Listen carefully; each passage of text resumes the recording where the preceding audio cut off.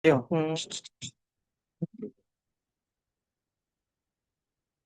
Wait, good morning everyone. Assalamualaikum warahmatullahi wabarakatuh. Halo guys, balik lagi sama saya di sini. Kali ini saya akan jelasin gimana cara baca elaborasi hasil analisis SEM PLS pakai Smart PLS. Nanti aja gue bakal jelasin pakai bahasa yang mudah. Yang pertama, hipotesis penelitian. Jadi di sini ada 5 hipotesis yang saya ambil. Yang pertama peran harga, yang kedua electronic board, yang keempat kualitas produk, dan yang kelima pemilihan berulang. Jadi sebelum masuk ke analisis kita perkenalan dulu. Nah, hasil akhir ini nanti kita buktiin dari angka-angka yang keluar dari Smart PLS. Contohnya seperti ini, guys. Oke, biar gampangnya saya besarin dulu seperti berikut. Oke. Yang selanjutnya nomor 2 validitas convergen. Tuh, nanti dicari di auto loadingnya guys. Mana? Langsung aja kita nanti ngeceknya, cara ngeceknya simpel banget. Kita tinggal bedain yang hijau sama yang merah. Jadi gini, apa?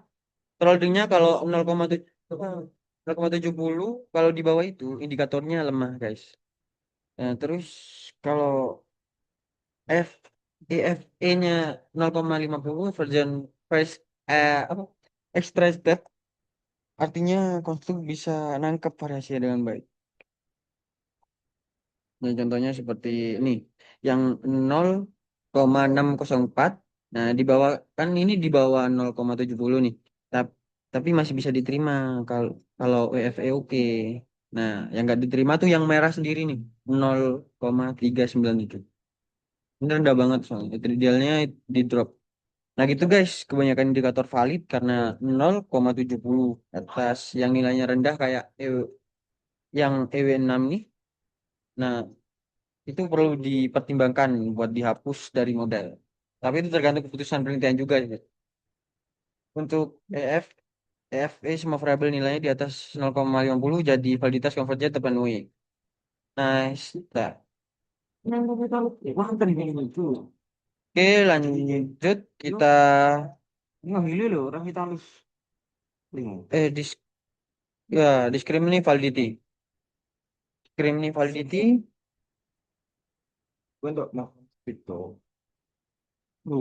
Sekarang kita masuk ke sinyal validity ini ngecek apakah antara konstruk beneran beda atau malah terlalu mirip. Caranya pakai HTMT, Hudson Metron Ratio. Syaratnya nilai HTMT harus 0,90. Artinya dua konstruk beda secara konseptual. Dari hasil penelitian seperti ini, electronic world di sini 0,459 yang kualitas produk ya guys, ini ke kualitas produk. Nah, yang return quote dan pembelian berulang berikut 0,408. Nah, seperti itu. Nah, yang merah ini kenapa? Pas produk peran harga. Nah, ini di ambang batas ya, jadi lebih lah dari 7. Nah, artinya dua konstruk ini konsepnya terlalu mirip, jadi susah dibedain. Artinya hampir semua oke, tapi struktur kualitas produk dan peran harga perlu diskritisi lebih lanjut karena nilainya nyaris 1,0. Oke, yang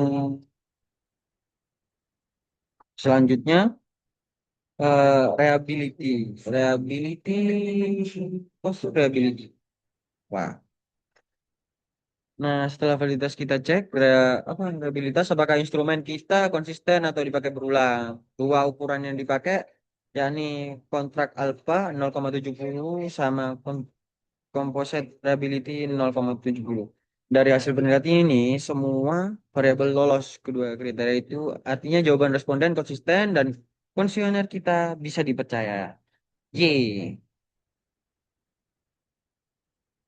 Nah, yang selanjutnya R, R square ya, guys. Masuk ke inner model atau model struktural ini yang paling sering ditanyain dosen, yang biasanya tanyain dosen-dosen apa dosen-dosen yang penguji. iya penguji. Seberapa besar variabel bebas kamu menjelaskan variabel terikat? Jawabannya ada di R square ya guys. Di menit ini nilai R adjust 0,4 yang ini guys 0,474. Artinya electronic artwork kualitas produk dan berharga mampu menjelaskan 47,7% variasi pembelian berulang, sisanya 52,3% dipengaruhi faktor lain yang belum diteliti. Kategorinya moderat atau bisa disebut sedang, lumayan lah buat skripsi.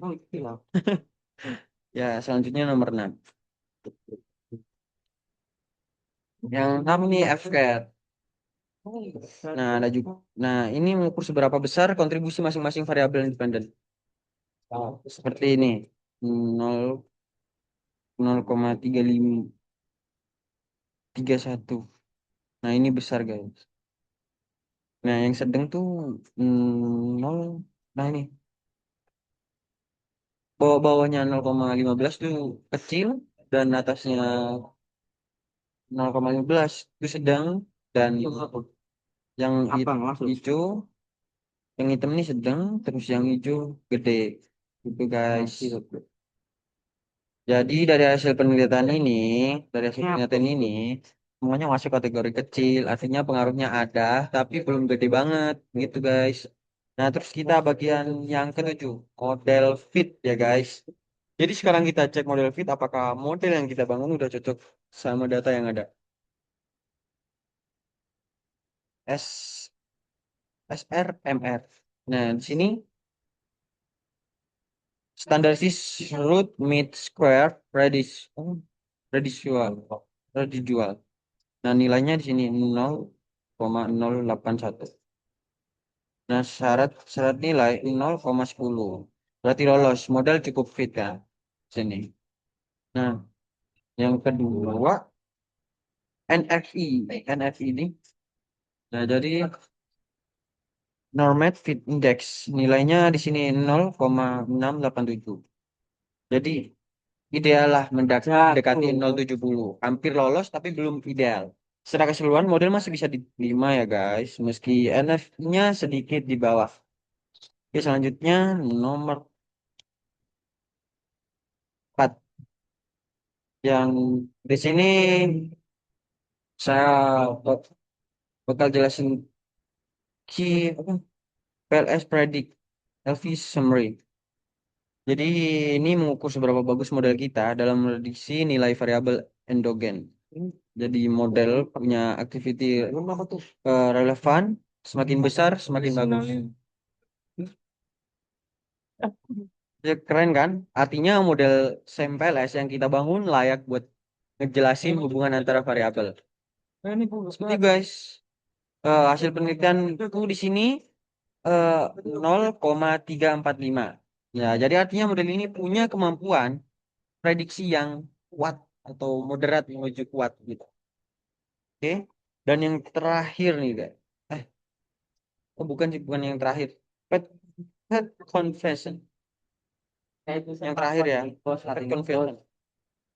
Yang terakhir nanti kesimpulan. Nanti saya jelasin juga di sini. Nah, ini dia yang paling ditunggu-tunggu, pet confession. Alias uji hipotensi. Di sini kita lihat apakah hipotesis kita diterima atau ditolak. Jadi, caranya lihat T statistik dan P value. Nah, T statistik di sini saya 1,96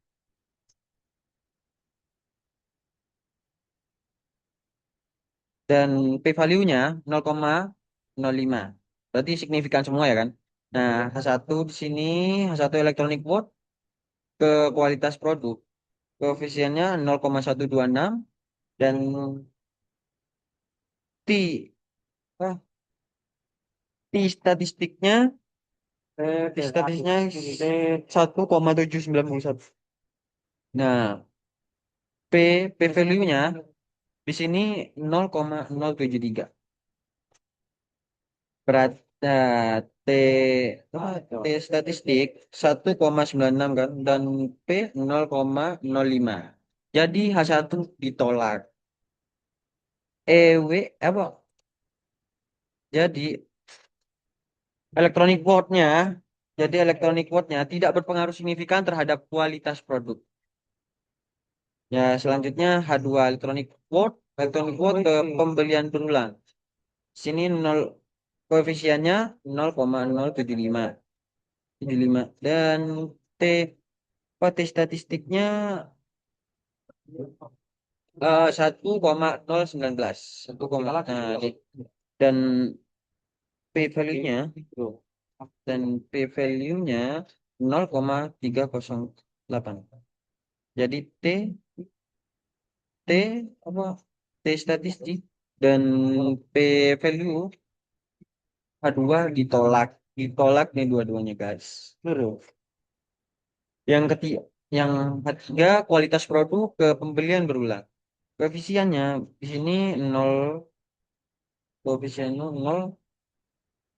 0,478 dan T, T square-nya 4,819 dan P P value-nya 0,0000.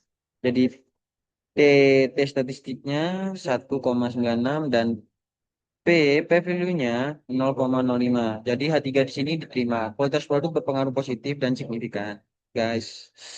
Dan H4 di sini peran harga dan kualitas produk. Koefisiennya di sini 0,696 dan T square-nya 9,371 dan P value-nya 0,000 dan T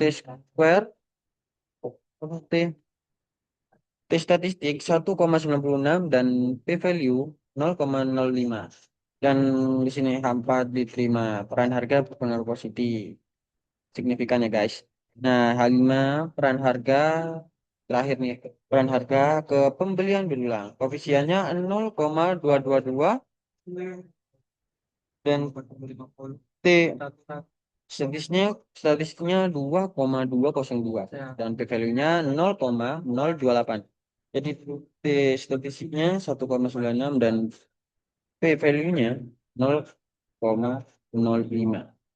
A5 berarti diterima. Peran harga berpengaruh signifikan terhadap pembelian berulang. Jadi saya mengambil kesimpulan dari sini, dari semua di sini, termodel atau dan inner model sampai plat koefisien, kita bisa lihat bahwa kualitas produk dan peran harga punya pengaruh nyata terhadap pembelian berulang, sementara electronic vote belum cukup kuat berpengaruhnya. Semoga tutorial ini membantu kalian untuk belajar smart PLS ya guys. Di sini saya apa langsung tutorial dari sini bukan karena tidak ada alasan.